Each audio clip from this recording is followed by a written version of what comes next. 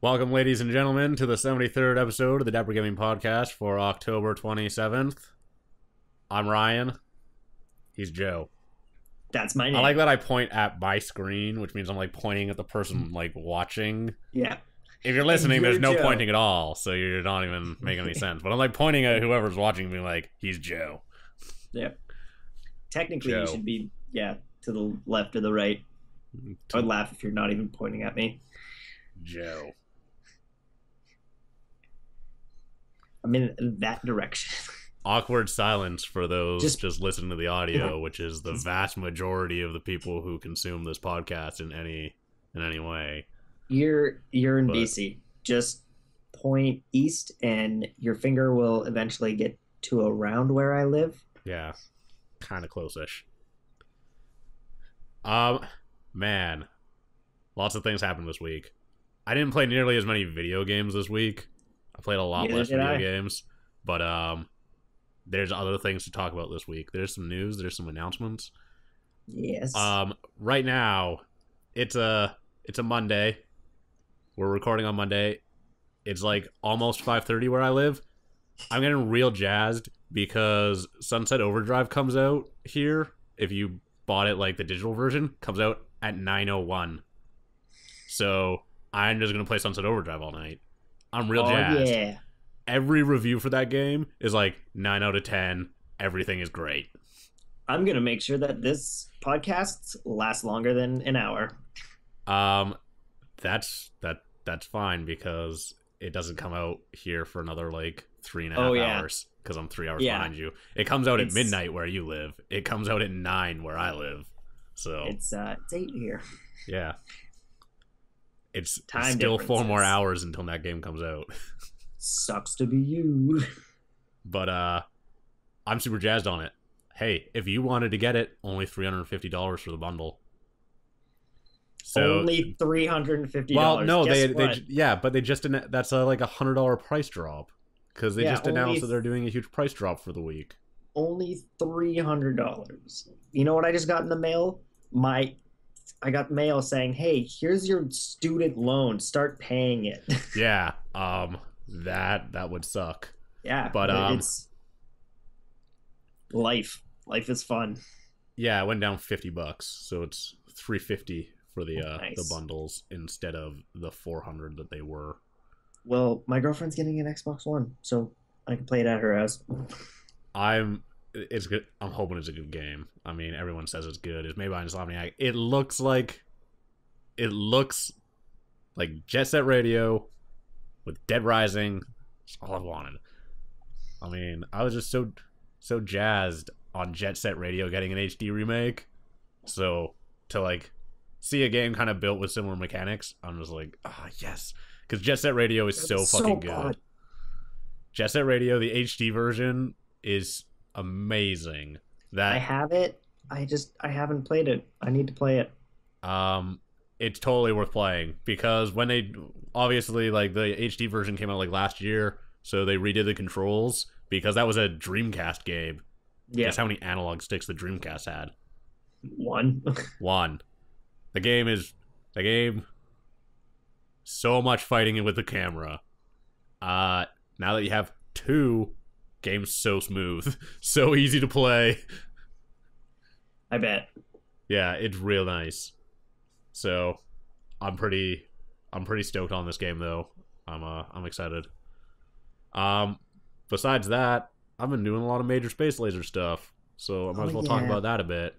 I'm getting excited. We got the first song for the soundtrack. I last heard week. it. Yeah, it's pretty great. rad. It's awesome. That's like not the finalized version, but it's about what it's going to be. Like it just needs to be cleaned up, basically. Yeah. But It definitely sounds good. Yeah, that's the first song. I guess we'll talk about it a bit. But like the Oral Knots are doing the all the music for that game. If you don't know who the Oral Knots are, check them out on YouTube because they're goddamn hilarious.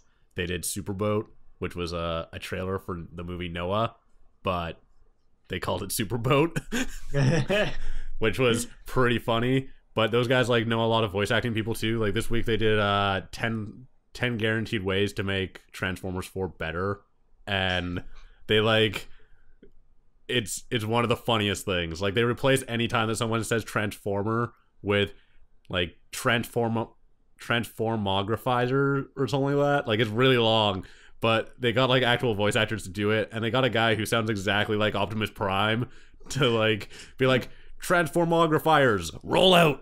It's like yes. So good. Beautiful.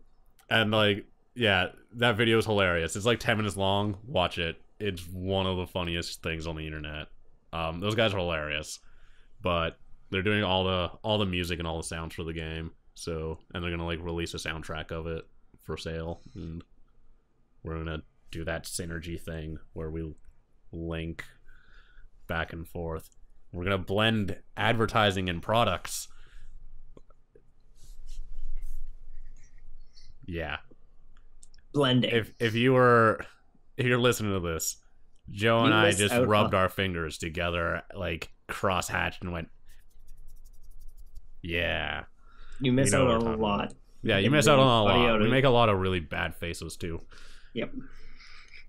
But yeah, that game's coming along really well. I fixed up.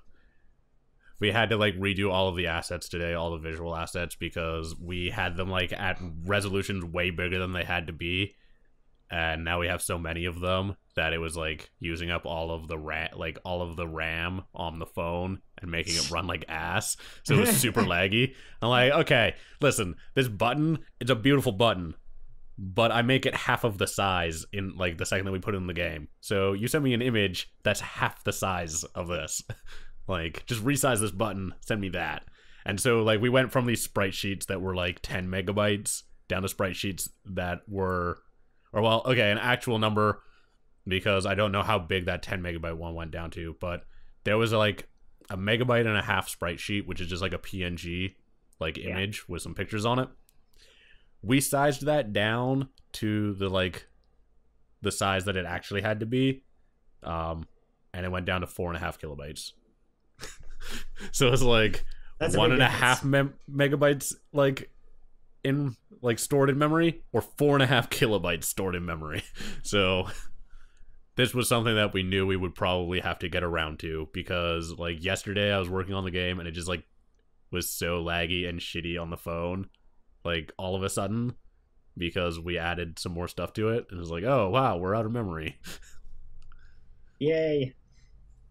But so yeah, we went back and fixed that today. So it was a lot of just like remaking assets that I'd already built.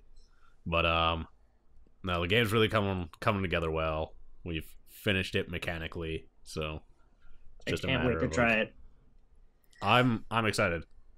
I'm gonna try to put together test builds for iOS in the next couple of weeks. Good. So I don't have an Android, so I didn't get to play the test build. Yeah, I have lots of test builds. I'm gonna try to send the Android version out to a few people when I get it like looking prettier. Because right now, like, you hit play and the game just starts, right? Like, there's no prompt or anything. Like, it just starts, and so if you don't know what you're already doing, like, you're just gonna die right away. Yeah. So like, it's really about cleaning up presentation. Like, when you hit play, I'm thinking like a big like door drops, like a big like blast door like drops, and then like I set up the whole game, lift up the blast door, and then like prompt you to touch the and like present the instructions on the screen, and then when you touch the screen, the instructions will go away and you'll be playing the game. But right now you hit play and it's just like starts, and if you don't do anything, you die. Because you fall to your death, I'm assuming. You don't like fall to your death, but there's like a big rock monster chasing you because you're like floating in space, and the rock monster will run into you almost instantly if you don't know what you're doing.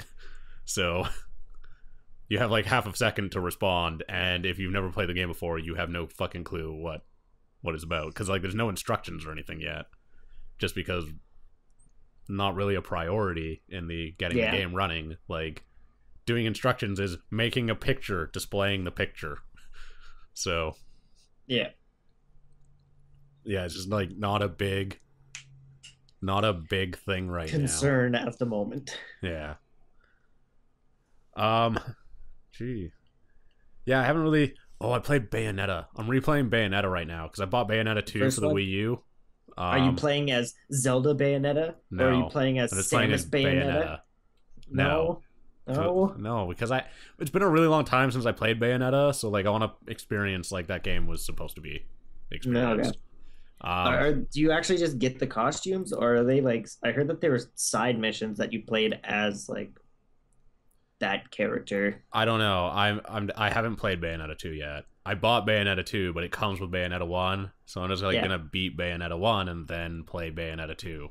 Oh, I thought the Um, costume things were for Bayonetta 1. there for both. Oh, okay. I have not found costumes in Bayonetta 1. Like I just have the ones that they give you. Also, but I'm like trying to just beat the campaign. I'm like not really exploring it. I'm just like playing the game. Like I'm playing it on normal and I'm just playing through it. I don't really care how well I do because I just haven't played it in forever. Like I haven't played it since it came out. So Yeah. I thought this is a good refresher before playing Bayonetta 2 is just to like play all of Bayonetta 1, then play all of Bayonetta 2. I forgot how crazy that game is. It's insanity. I played the demo for Bayonetta 2, and it's crazy. Um, Bayonetta 1, like, has so much style to it. Game's also crazy hard. It's really mean, like, regarding quick time events. They, like, don't make any sense. They don't really prompt you, like, to explain how you're supposed to do it. Because, like, every quick time event that kind of comes up until you get to, like, the ones that are in, like, almost cutscenes or boss fights, are, like, mash the shit out of this button. And so, like, then you get to, like, a boss fight and, like, a cutscene comes up. Like, it's like a scripted event, basically, where if you don't hit the QTE, you die. And it doesn't really, like, prompt you about how to do them. And so, like, you mash the button, you die. Even if you hit the right button. You have to, like, press and hold the button until the prompt goes away. But, like, it doesn't... There's nothing to imply this. Like, and if you let go of the button, you die. And so, like, the first one of those that I ran into, because it's been so long since I played the game, I just hit the button, and I died. Then I mashed the button, and I died. I died, like, 4 or 5 times. I was like, what the fuck? Like... I'm hitting the QTE. This is bullshit. I had to look it up on the internet. So I was like, press and hold the button. I'm like, you fucking assholes. Like, this is so dumb. Like, I actually had to consult the internet. Like, it was like the first thing. If you type like Bayonetta Dragon QTE, which is like the first QTE like that in the game, like it pops up right away. It's like, press and hold the button. Like, first Google post. It like, if you type Bayonetta Dragon, it auto finishes to Dragon QTE. Like, it was so fucking dumb. Yeah, it does. Yeah. Because, like, there's no hint that you're supposed to press and hold. Like, normally in a QTE, like, you press the button and then something happens. And so, like, I did that and I just died a bunch of times. Like, what the fuck? Yeah. Needless to say, I got a stone, like, trophy for that one because I died too many times. But it's, like, so late in the level that I wasn't going to fucking, like, restart it because I died a bunch of times. I was like, no, this is bullshit. It reminds me of a long time ago I was playing God of War Chains of Olympus for the PSP.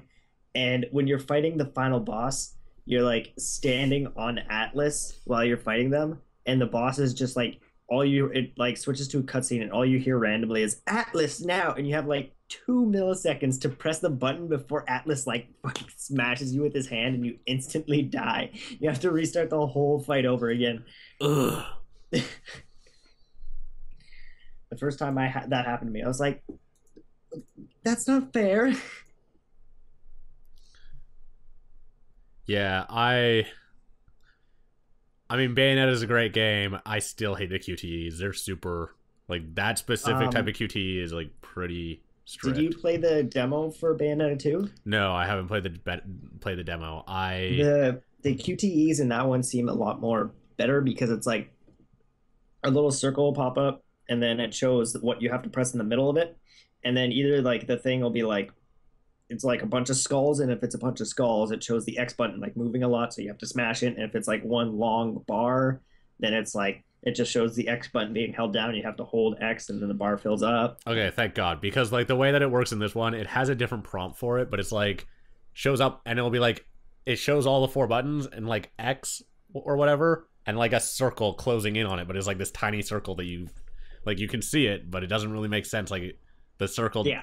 the circle implies that you want to press it when the circle hits, not you want to press and hold it. It was but no, I mean I really like Bayonetta. I'm on chapter 15, so chapter 15, 16, prologue, or no, not prologue, epilogue. Sorry. Epilogue. And then the game's done. So then I'll play Bayonetta 2. And since I like am laid off, I've got nothing else to do except for play Sunset Overdrive. Exactly. But I mean, that's 2 video games to last me until January. So I mean, whatever, I'll get through them. I mean, if there's any bonus to being laid off, you can play video games. Like I went back to Divinity this week. I forgot to say that. Like Divinity Original Sin, that game that takes 80 hours to beat that I was 40 hours in. I went back to that because like I actually have the time to beat it, so that was nice. I have not had time to play video games, and it sucks because it's like I have to work, and then when I'm not working, I'm working on a video. Yeah, I mean, like that's if you're working on a video, like it's because you wanted to make videos. I mean, no one's forcing you. Like I like making YouTube. Videos. No, I love doing YouTube. It's very much a hobby. Yeah, making videos on YouTube about video games makes it so you can't play video games. Yeah, I found when I used to write for a video game site, like I found that I never had time to actually play the video games that I wanted to play. So I stopped doing that because I was like, you know what? This pays like fucking nothing. Yeah. This is dumb. So I stopped doing that because all it did was cut into like my. It made me not like video games. If that makes any sense. Like when they became a job, they became not fun. Yeah. Like making video games is a little different because like video games are still technically my job, but it's not like playing them is my job. Like programming and designing is my job. So, but super fun. Major Space Laser. Space of the Laser. It's the next Flappy Bird, but better.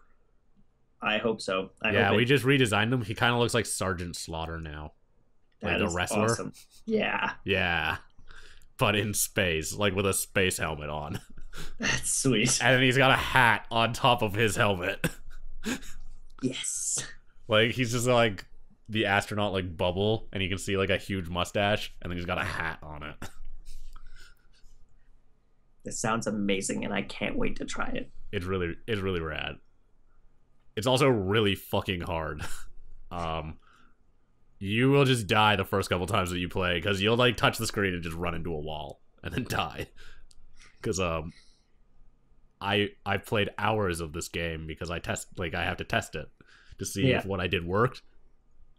I still fucking like just run into walls and die like half a second in. I'm like, damn it. But damn it, I need to test that feature, but I keep dying. Yeah. So at least you know the smashing into walls and dying feature works. Yeah, you can smash into walls and die. That works really well. Actually, I broke it in the last update, so I think I changed something from being a trigger to being like a regular collider, so but I'll fix it. What video games have you been playing this week, if any? I played Destiny a little bit. Who would have guessed? But more importantly, I bought Super Smash Bros. For the 3DS, and I've been playing the shit out of that. And that game's surprisingly good on the 3DS. I do miss the C-Stick, but I have really been enjoying having like a portable Smash Bros. With me wherever I go. And it's like, I go somewhere and I could just sit there and play some Smash while I'm waiting to do something or whatever. It's like nice having a portable Smash. I love it. Yeah, I mean, that's pretty much what I've heard about everyone who bought that game. They're like, it's good, it's Smash Bros. If you like Smash Bros, you'll like this, but like it's not on the console. Yeah, like the Wii U version, definitely going to be a lot better. Dude, the Wii U version has an 8-player mode. I know. That is fucking crazy. 8 That's player awesome. local multiplayer. It's fucking 8 people. I don't even get how that works. The Wii U can connect like a shitload of controllers. Really? Yeah. You can connect like the gamepad obviously, but you can connect like a bunch of pro controllers or like Wii controllers at the same time.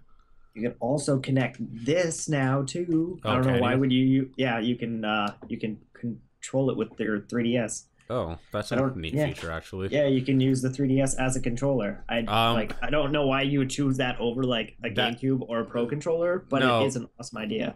Oh, so you can do that like only in Smash, or does it work for other just games? In Smash? Oh. There's like see that's dumb because when they're releasing DS games like on the Virtual Console, so like it would make sense that you could use your 3DS to control that, like because they're not necessarily on.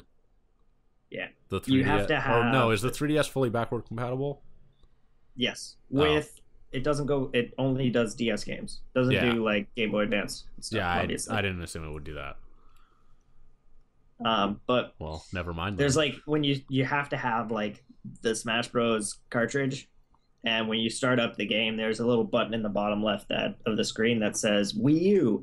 If you click that, and you click on the Wii U version, there's going to be a button at the bottom left that says 3DS. You click them both at the same time, it'll link the 3DS to the Wii U, and you can use the 3DS as a game controller.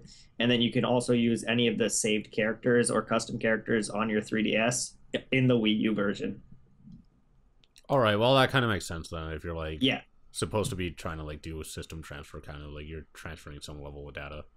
Yeah, because then you can use any of the saved data. Because they kind of do a similar thing with they have a tool for the Wii U for Monster Hunter 3U that lets you like transfer your character between the 3DS and the Wii U. So it seems kind of like that. Yeah. Except also a controller. I know. I don't know why you would want to use the 3DS as a controller over anything else. Well, I guess if you had to choose between using a sideways Wiimote or a Wiimote and nunchuck, I think I'd probably use the 3DS. Yeah, maybe. I don't know. Yeah. I don't like how the 3DS sits in my hand, but that's just I don't like how I got a weird thumb that doesn't bend right, that's why. My thumb bends a little too right. Oh, mine's right here. My issue is like with that bottom knuckle where it actually attaches to your hand. Because I've like broken it too many times and it doesn't sit on my hand correctly anymore. So that sucks. Yeah, you can see like my hand doesn't go. It doesn't matter. I'm not gonna show it on the podcast. It's gross. But my one thumb like doesn't sit. Is like not attached in the same place as my other thumb. So if you haven't been grossed out enough yet, there you go. But yeah, been playing Smash Bros. I love Kirby. I love the Mii Fighters. The Mii Fighters are awesome. And Little Mac is amazing. Those are probably my like 3 favorite characters so far. Plus Meta Knight. I've always liked Meta Knight.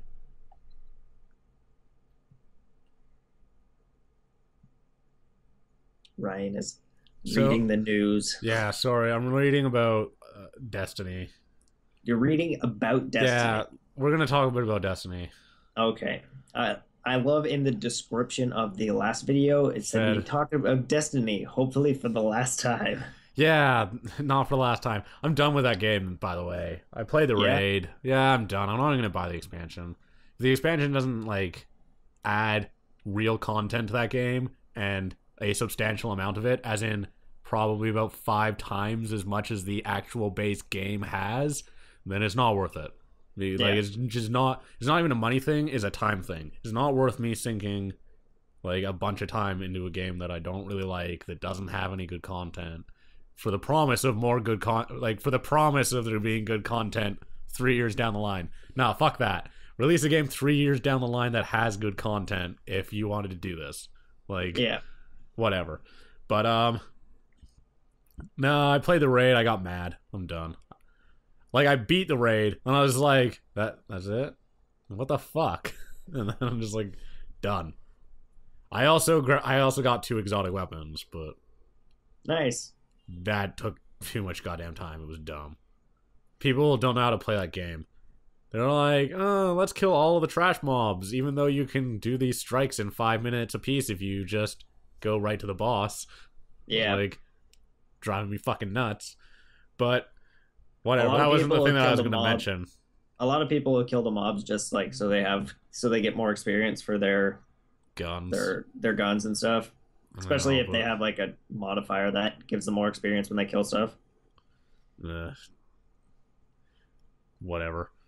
But yeah, you can like drop those strikes in like 5 minutes if you run right to the end. Yeah, and I needed to grind out 25 of them, so that's all I wanted to do. When I was doing that, I would just like I wouldn't go to like the playlist. I would literally just go to like the Nexus strike and keep doing that one over and over again because that's like the shortest one.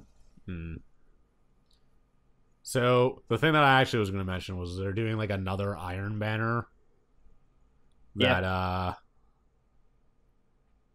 is apparently like beefed up. Yeah, from what I've been reading, it seems like they've listened to the community, and there's going to be a bigger difference between level differences in multiplayer. Yeah, well, if you don't have someone, if you're not level 20, you can't join. Yeah, well, you have to unless you have someone who's level 20, like in your fire team. Yeah, they have to be the leader. So it'll be interesting to see. Hopefully, they actually do buff it enough. Yeah, well, so here's the issue with PvP in that game. Especially, and it's really apparent with the Iron Banner. So like in the Iron Banner, they're like, we're not gonna like balance it or whatever. And then it was like too close because they balanced it a little. But when you're playing like the regular PvP, it's really shittily balanced because they just like balance the weapon damage and armor, which is garbage because the actual like thing that makes the game like not balanced, and this is the hard part, is that the gun, they don't balance like the stats on the guns or like the effects on the guns, I guess. And so if you have the best gun in the game, then it's the best gun not because it has the most damage, because it's tied for damage with a bunch of other guns. It just has like the best add-ons basically. Like you reload faster with this and set the person on fire, and when you shoot someone, it like instantly reloads and a bunch of other stuff, and it's like these are all of the things that make this gun the best gun in the game, and you're not removing them from the PvP, and you're not like buffing up any guns that don't have these. So this is still like someone who has a clear advantage because of their level, because of the gear they have that you can only get at that level. Like, so the regular PvP is totally out of balance, but the Iron Banner was like not like, they still balanced it in the way that they balanced the regular PvP, which is exactly what they said they weren't going to do. Yeah. So I don't know, it was horrible because there were videos of people who were level 1 running around with level 1 gear and killing level 30s. Like, that shouldn't have been happening. Level 1 should have been level. That game tries to and getting like immune. That game tries to do too many different things, and so it doesn't do any of them like any good. Yeah.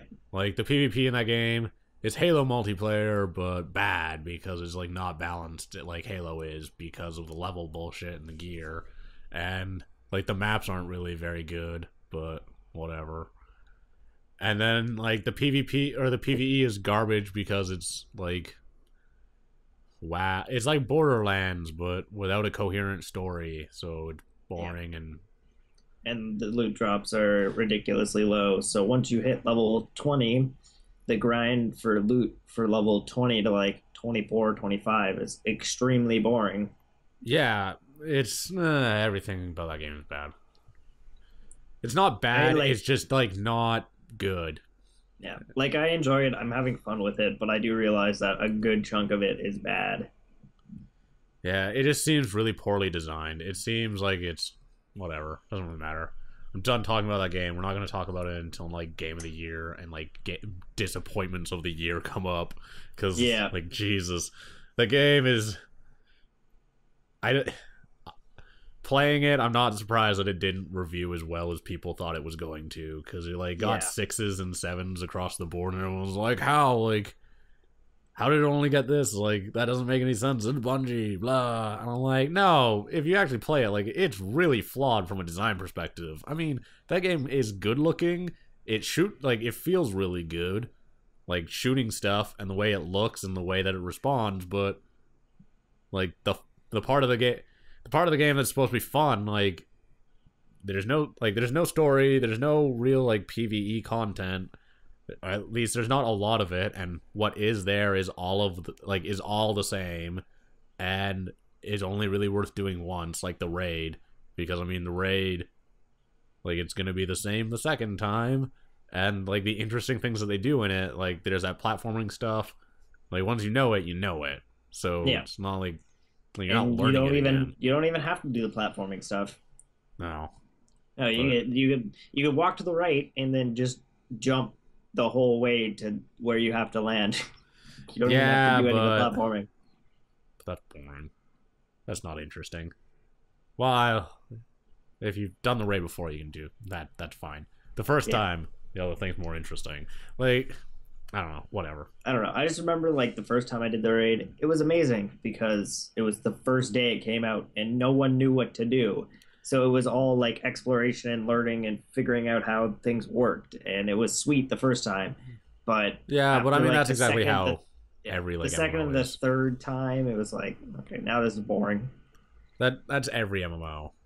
I mean, WoW does the exact same thing. Like dungeons come out and you have to figure them out, and then you learn them.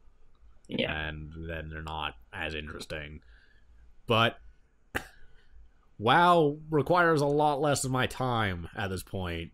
Destiny is like, we want you to sink hours in a week, and I can sink a night, like, not even hours a week, it's like an hour a day. Like, they want you to play every day a bunch. And I'm like, no, this is dumb. Like, this isn't how I want to play this game. Whereas WoW, like, I can play it an hour a week and, like, make the same progress, like, make good progress in that game and look at new content and do stuff. I don't know, like WoW has managed to kind of, it's had years to figure out like the exact balance that it needs. Like WoW's been out for almost 10 years. It has been out for 10 years. The anniversary already passed? I think so. I don't think the 10-year anniversary event's passed I think it's in like a week. Doesn't matter. 10 years. They've had 10 years to figure it out. And they've done that. I mean, I think one of the reasons why people are still playing Destiny is like, there's a lot of console players who are probably too young to have ever played WoW, or never had a PC and therefore never played WoW. Like, it's people who never played WoW, because Destiny is WoW for consoles, and it's like, congratulations, guys, you got a version of WoW. Like, have fun for the next decade. I actually know a lot of people who I've been playing with who have switched from WoW to Destiny, mostly just because they like the first-person FPS aspect of it more than the... Yeah, but I bet when Warlords of Draenor, if they were actively playing WoW still, when Warlords of Draenor comes out, which is next month, they're going right back. Like, they're not, like, Destiny doesn't have the same amount of content that WoW has. WoW has enough endgame that you can play it for 10 years. Whereas you can't with Destiny. Like, I mean, WoW, when they release, like, when they do expansions for that, like, that's content for 2 years. So, and like, Destiny didn't have content for 2 months. Yeah. So. And the other reason is probably because there hasn't really been any games coming out recently around the time that Destiny came out. Yeah, I mean, it's just kind of been sitting there by itself with nothing else coming out. But that's obviously changing. Like, tons of games that's are about coming to out. change. Yeah, I mean, a bunch of games came out this month. A lot more are coming out next month. You have Overdrive coming out. You have Dragon Age, Call of Duty. The new Halo's coming out. The Shadow of Mordor, or the Lord of the Rings game that came out recently. Yeah, Shadow of Mordor. There's a lot of games coming out in the next coming months. Smash Bros. For Wii U's coming out. New Assassin's Creed. Yep.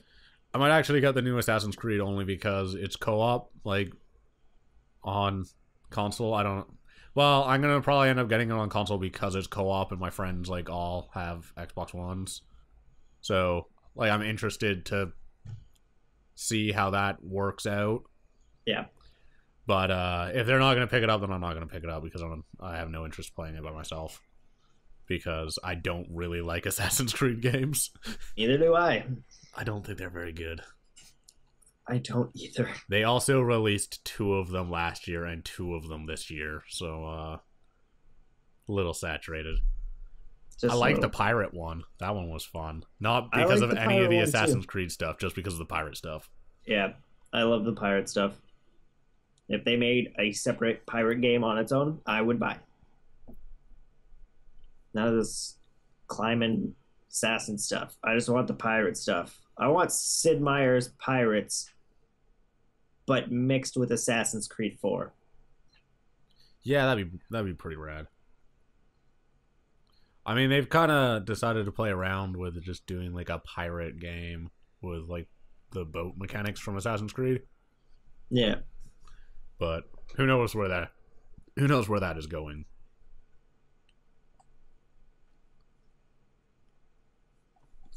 All right. Scrolls. Do you know Scrolls? No. It's Mojang's other game. Okay. It's supposed to come out by the end of November, according to Mojang.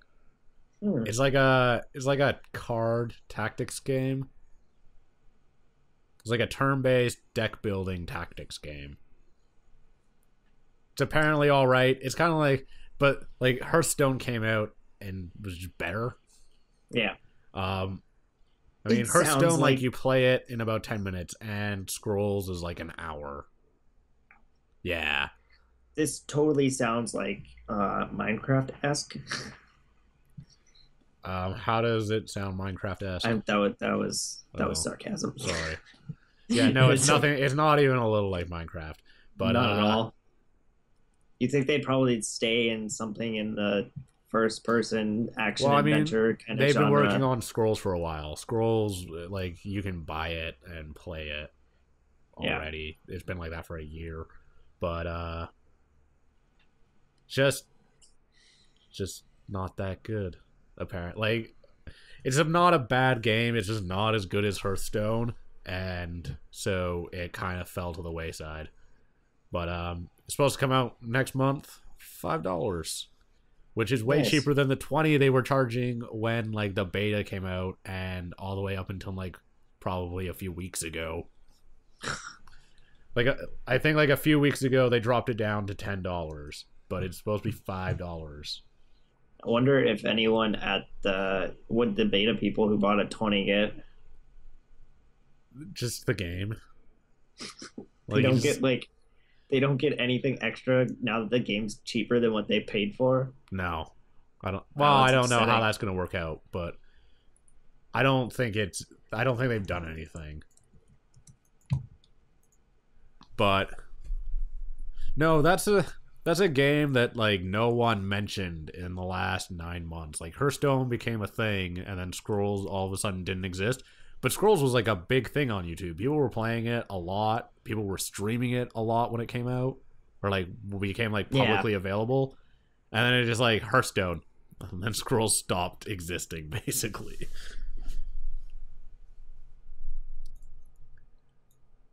All right, fun fact. You know what happened this week? Google added video games to the knowledge graph. Really? Yeah, do you know what knowledge graph is? No. But you know when you like search up a person or like a movie and then like it pops up on the side like a bunch of stuff about it? Yeah. Like these are the score these are the critic scores that it got. Like here's who's in this movie, or if you're searching up a person, like here's what movies these people are in and a bunch of stuff like that. Same thing but for video games. So it like tells you like the release date and like who published it, who the developer was, and like what ratings it got from what places. Oh, I noticed that when I looked up Smash Bros this morning. I noticed that. Yeah. It's kind of nice because I frequently search up like video games and then have to like go onto Wikipedia to find when it came out or Yeah. like when it is coming out when I just want the release date. Yeah, that is really awesome that they've done that. It makes Yeah, things a and lot easier. It comes out with like weird games that like weren't popular. Like it manages to pull like Never Dead and stuff. That's weird. All right, Halloween, man. What are you going as? I'm going as, I don't know, me. Same. I'm going as my me. Good choice. Yep. But speaking of Halloween, the Halloween maps have come back to Team Fortress 2. The Headless Horseman, or no, the Headless Head. What is it? It's like the Headless Headsman or something like that. It was something really dumb, but all of the Team Fortress 2 maps are back. I always play Team Fortress 2 at Halloween just because the maps are really interesting and have new mechanics that are very strange. So it was like hard not to play it because it just like changes the game. But I have almost never played Team Fortress 2. I've played should, a little bit of here and there, and I've enjoyed it. I've just should, never really gone back to it. You should try one of the Halloween maps because Okay. they're fantastic. All right. I have the headless headsman or whatever. I got his pumpkin head as like a hat That's sweet. a couple years ago, and so I always wear that obviously because it's like the authentic like pumpkin hat from that year. It's not like one that people bought or something or like got for free later down the line. But also I have a hat that turns into a special hat at Halloween.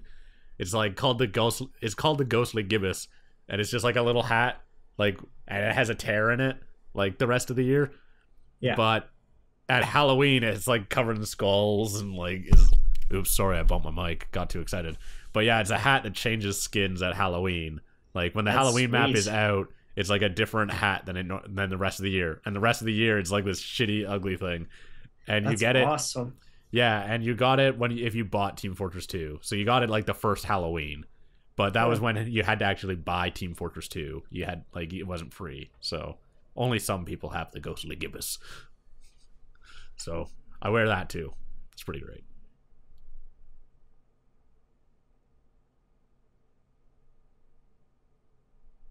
But yeah, I'm excited for some Halloween Team Fortress 2. I'm excited for some Halloween candy. That too. No one comes to my house. So Really? I just have a big box of candy I'm going to eat. It's like you finish all the candy and one kid comes to your door and you're like, I think we're going to do like a Halloween movie thing at my place on Halloween. Yeah. Get drunk and watch scary movies. It's probably going to go scary, funny, scary, funny, scary, funny. But that's just because a lot of scary movies are not scary. Like the funny movies aren't going to be comedies. It's not like Ghostbusters. It's like just a bad scary movie. Why not Ghostbusters? That movie's scary. That movie is not scary, but it is very funny. It's scary. You see the ghosts, they're scary. I cry every time I watch that movie. It's horrifying, really. I have nightmares and sweat. I don't know. I wake up in sweats. Cold sweats. Sweatpants. Excellent. So I guess other topical things. Extra Life is the big Extra Life like streams for the weekend are obviously at an end. The drive, I think it ends on it ends in a couple of days for the fundraising. But like you can still donate now, but all the streams are over, obviously. It ended at 8 Central yesterday or something. Doesn't matter. People like ran streams until this morning. Like Giant Bomb ran a stream until like 8 this morning. Yeah. But they raised, Jesus, how big is this number? It's really big. 5.4 million. Gajillion. What was that again? 5.4 million? Yes. 5.4 million by the end of the day on Sunday. But yeah, that's a lot of money. I know Giant Bomb like managed to break 180,000 like just for their stream. Wow. Yeah, they stream. So the Giant Bomb community, I donated to that stream, but they do a week-long stream for Extra Life, and on the weekend, so Friday, Saturday, Sunday, Monday, like until Monday morning, is all Giant Bomb like staff members streaming, and so yeah, they all do 24-hour streams. Brad Shoemaker streamed by himself for 24 hours on Saturday in his house. That's a hard go of it. I don't think I could do that by myself for 24 hours. But yeah. I probably could. It'd just be hard. Yeah, I guess Rooster Teeth apparently is like the top team. They got like $245,000 almost, and Giant Bomb got $190,000. But obviously, Rooster Teeth's gonna win. Yeah, like Rooster Teeth's so really big, and is like not. Well, is that like Rooster Teeth's so big, and I bet a lot of people like don't consume a lot of other video game content who consume Rooster Teeth content, because like they're kind of like a mainstream crossover in a way. Like Smosh, like people who watch Smosh and PewDiePie don't watch other stuff. Like, and they definitely don't listen to the 3.5 hour weekly podcast that Giant Bomb does. That's all video games almost, except for the email section. They have the best email segment ever.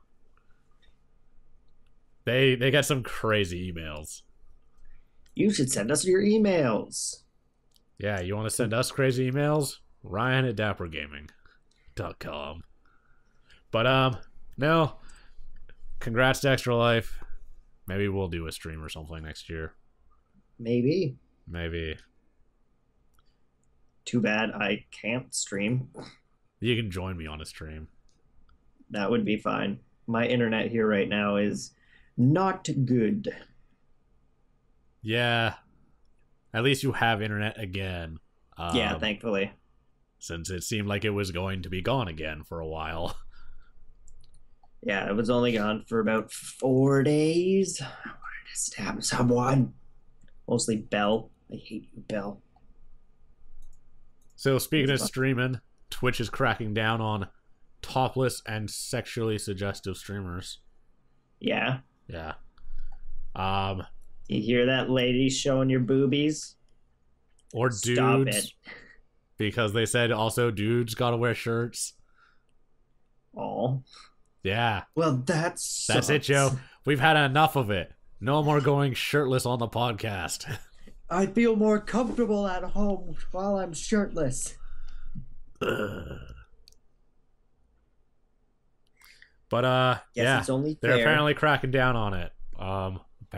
Even though I'm pretty sure it's been a thing for a while. However, one of the things that they mentioned is that you should not position your camera in such a way that maybe the game isn't the most exciting thing on the screen. So maybe they'll get rid of some of those streams where it's if this is the screen, here's the webcam and here's the game.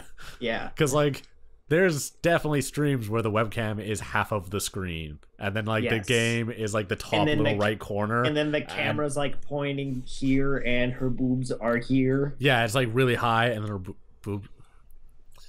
boobs are out. It's showing the cleavage. I know someone who does that, but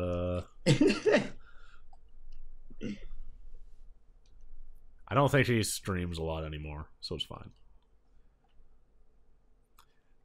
Alrighty then. We don't have a lot of other news, but we got two other things. So Xbox has been talking about Minecraft a little. They mentioned maybe a sequel is not a thing they want to do. I don't see why you'd have to do a sequel. I don't see why Minecraft 2 is a thing we need. That's what they said. To be fair, I think a lot of people expected them to try to wring out as much money from Minecraft as possible, and they decided that maybe a sequel is a shitty way to do that, because how do you make a sequel to Minecraft? Make it there's circles now, guys.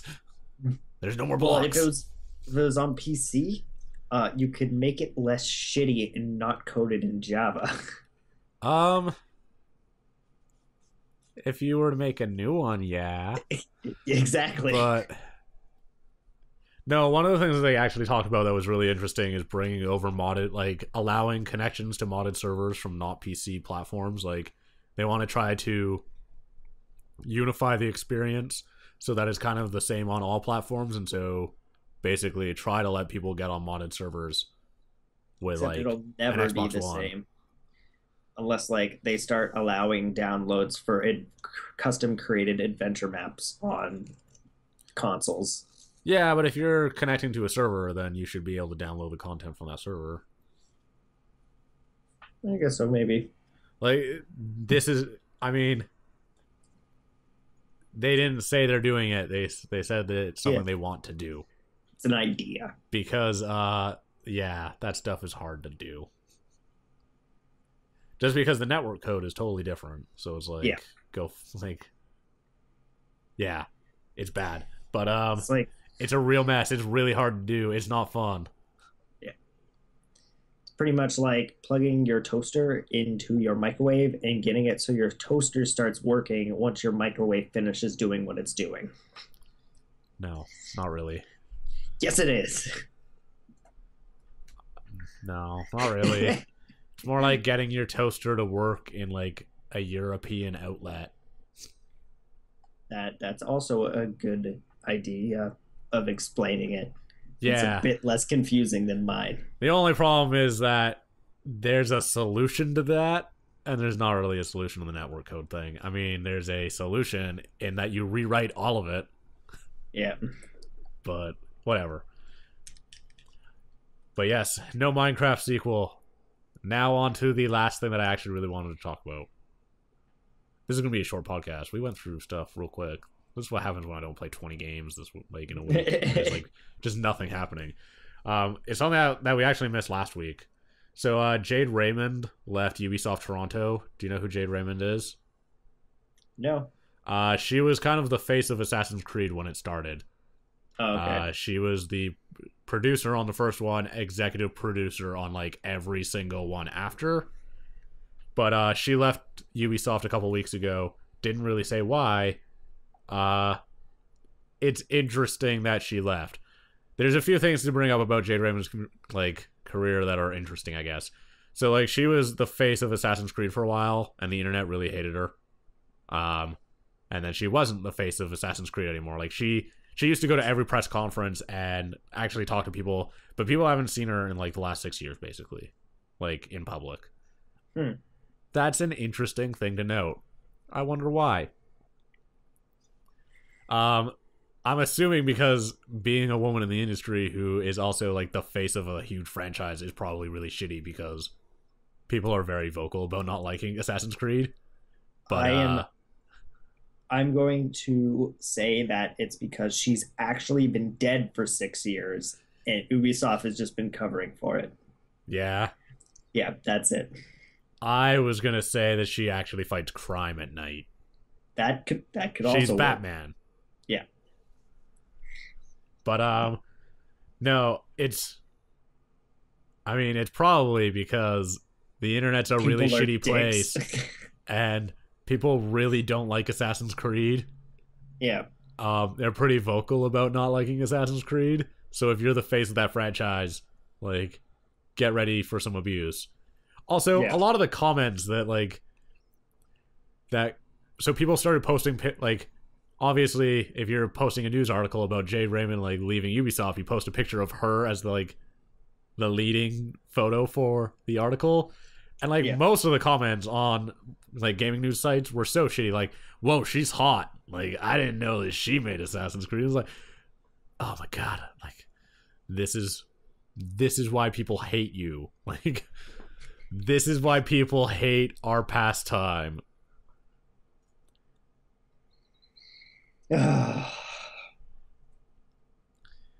Yeah. But, also, it says something about, like, major publishers, large publishers, because so many people who have been working with them for, like, the last decade, or more in some cases, Carmack, because Carmack left id, I guess, this year. Yeah. But everyone's kind of left major publishers this year, which says something about the state of the industry. Like, it's going to be a really interesting couple of years because so many people who have been like the head creatives of these studios basically have left. Like the woman who was like behind Uncharted left, Naughty Dog, and Jade Raymond behind like Assassin's Creed and a bunch of other Ubisoft like left Ubisoft. John Carmack, like the creative behind, also not so creative because his games aren't super creative, but they certainly are technical masterpieces. He's kind of the tech guy behind a bunch of engines over at id and like at their parent company. I think they're owned by ZeniMax, if I'm not mistaken, who owns Bethesda. But like, so many big players have left major publishers this year. Ken Levine, there's another one. Ken Levine seems like he left Irrational, and then Irrational got closed down. And so, I mean, so many people who have been working in like the big publisher sphere have left big publishers this year. And that kind of says something about what it's like to work as a big publisher. Like, as someone who's just about to enter like being a real developer working on big games, like, it's kind of, for my opinion, like, it's been insightful to me, I guess, because it says obviously that, like, and I mean, it's pretty well known among game developers that working at a big publisher is pretty shitty. In fact, the quality, it's really funny. In Canada, being a software developer is like one of the highest quality of life jobs because the pay is really high, the job security is quite high, and you have like a lot of free time. Not like a lot of free time, but like you work 40 hours a week and then you're good. Like the weekends are yours. But game developers have like a really low quality of life. In fact, they've like are classified separately because their pay is about the same, but they have crunch time, which is basically when like a game is nearing release, you hit crunch time and then you just don't go home for 2 months and like don't see your family and like don't eat well and have a really shitty quality of life. And so it's pretty lowly rated, in at least in Canada. But I mean, Canada has a lot of big ass studios: EA, Microsoft Games, Ubisoft. We have some big ones. Yeah, BioWare. BioWare. Yeah, like proper BioWare, not that BioWare Austin bullshit. But and so, like, as someone who's about to enter this industry, like, in a more I guess more cemented fashion, like, more properly, not like, hey guys, I make dumb games in my house. Like, I'm gonna have my degree and I'm gonna have to go pick a company to work at and like make real money and work really hard and work on big, like, do I want to work basically from home and do like the indie thing, or do I want to go work at a big company? Because obviously, like, all these people who've done it for a decade don't want to do it. So, like, is that something that I would want to do? Yeah, it's, I don't know. I know the indie route isn't that easy either, but working in a big studio can definitely get hard, and it's not going to be super fun off the bat. Like, everyone's like, you make video games? That must be the funnest thing ever. But they don't realize the 5,000 lines of code that you just had to write in one day. Well, we don't write that many, but I know, but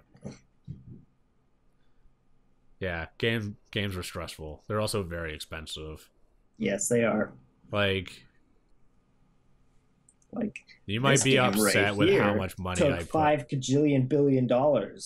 You might be upset with how much money I had to put into Major Space Laser. And if I was actually paying myself and the artist was getting paid, then it would be a lot of money.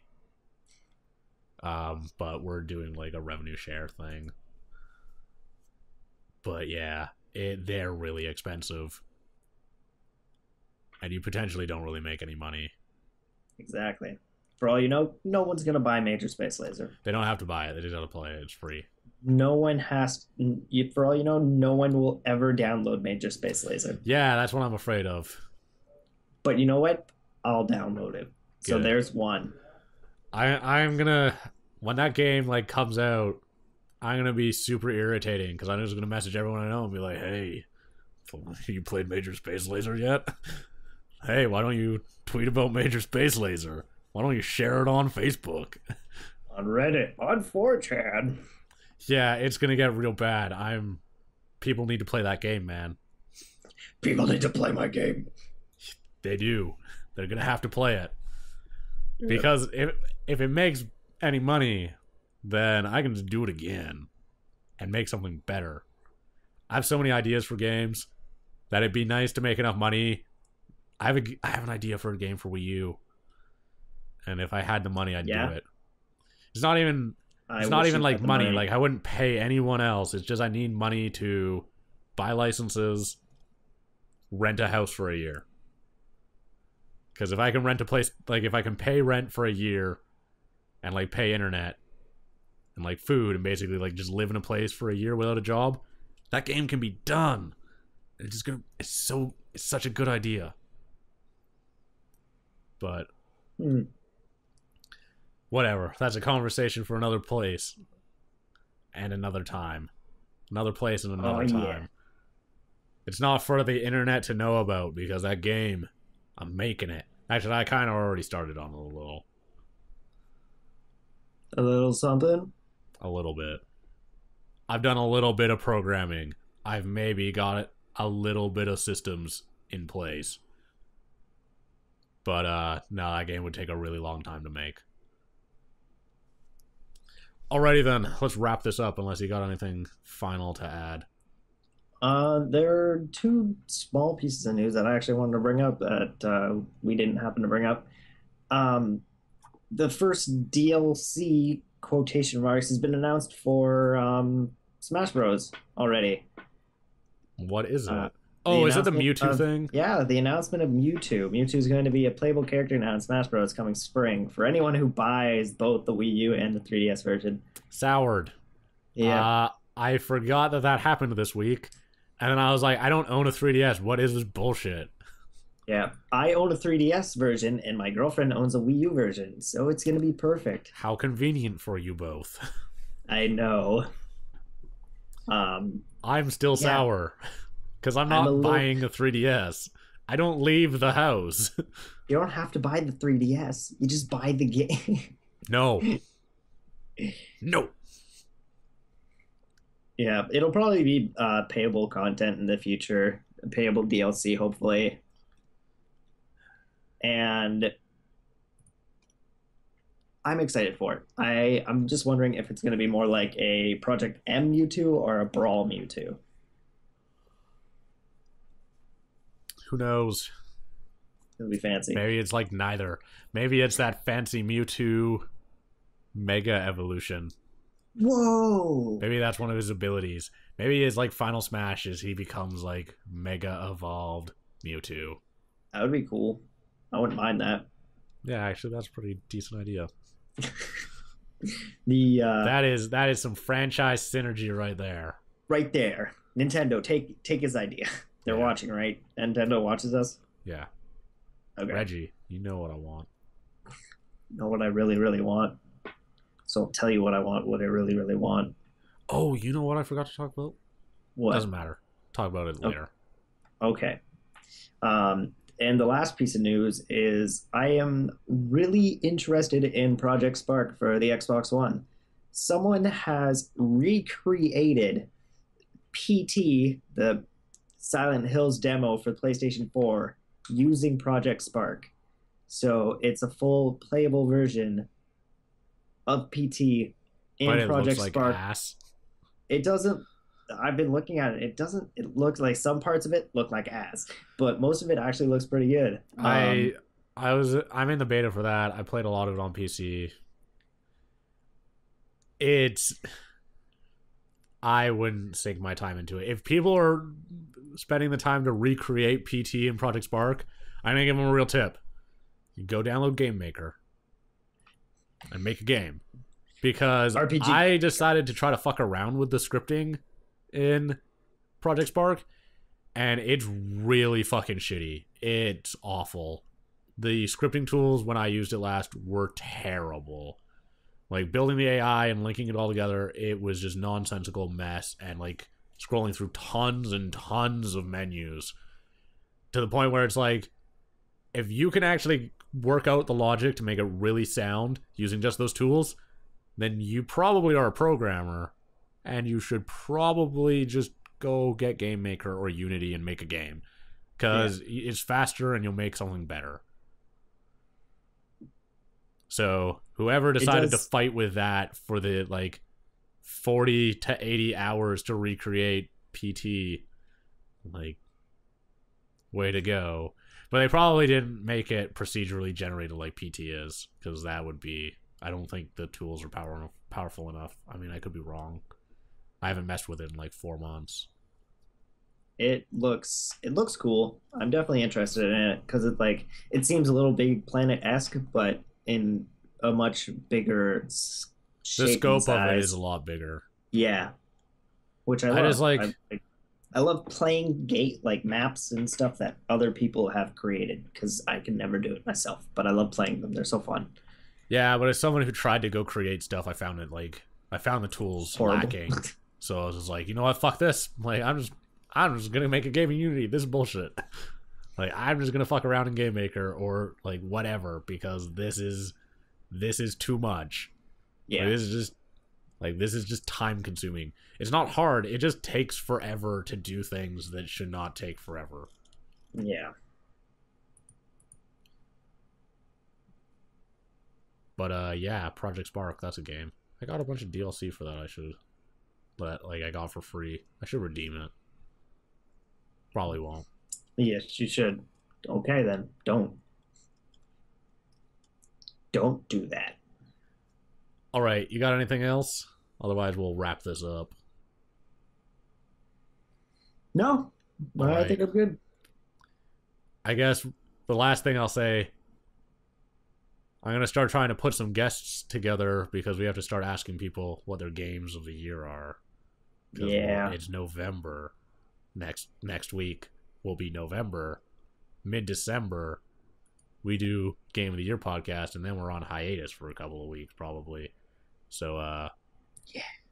We got to start putting lists together. We got to get people together to have them complain about video games they played this year. It's gonna be a fun time. Also, nothing's happening regarding news or anything. It's not like there's something to talk about. That's why this podcast was so slow. Yay. But thank you, ladies and gentlemen, for listening to the 73rd episode of the Dapper Gaming Podcast for October 27th. I've been Ryan. He's been Joe. That's my name. Joe. Yes. All right. Thank you. Good night. Bye.